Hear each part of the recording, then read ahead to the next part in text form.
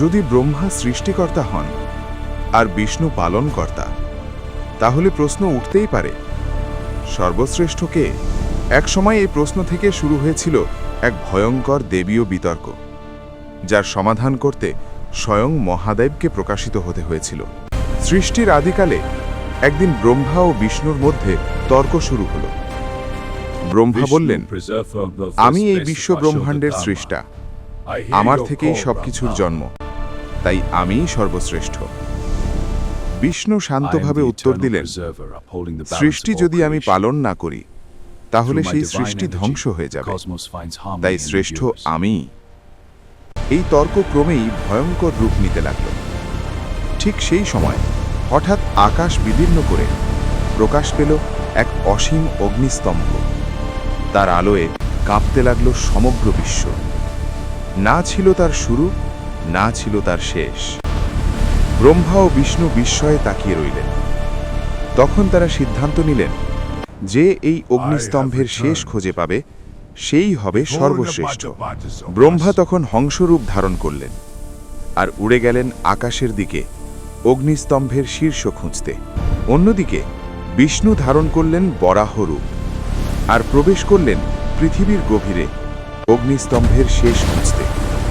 তারা চলতেই থাকলেন, কিন্তু সেই স্তম্ভ যেন অসীম।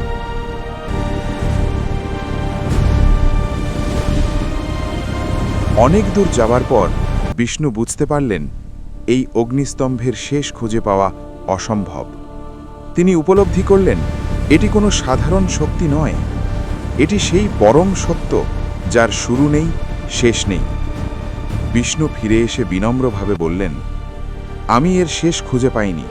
অন্যদিকে ব্রহ্মাও বুঝেছিলেন, এই অগ্নিস্তম্ভের শেষ নেই, কিন্তু অহংকার তাকে গ্রাস করল। তিনি ফিরে এসে বললেন, আমি শীর্ষে পৌঁছেছি, আমি তার শেষ দেখেছি, কিন্তু সত্য কখনো লুকিয়ে থাকে না। ব্রহ্মার মিথ্যে প্রকাশ পেয়ে গেল।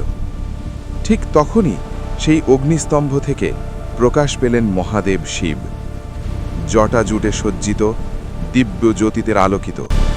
তিনি বললেন, আমি সেই পরম সত্য যার শুরু নেই, শেষ নেই। ব্রহ্মা ও বিষ্ণু তখন ভক্তি ভরে তার সামনে নত হলেন।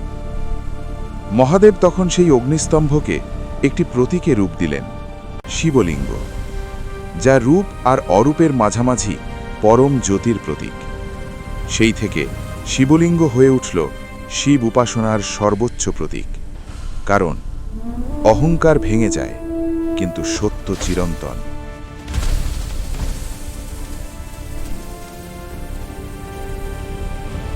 এই ভিডিওটি যদি আপনার ভালো লাগে, তাহলে অবশ্যই লাইক ও শেয়ার করুন।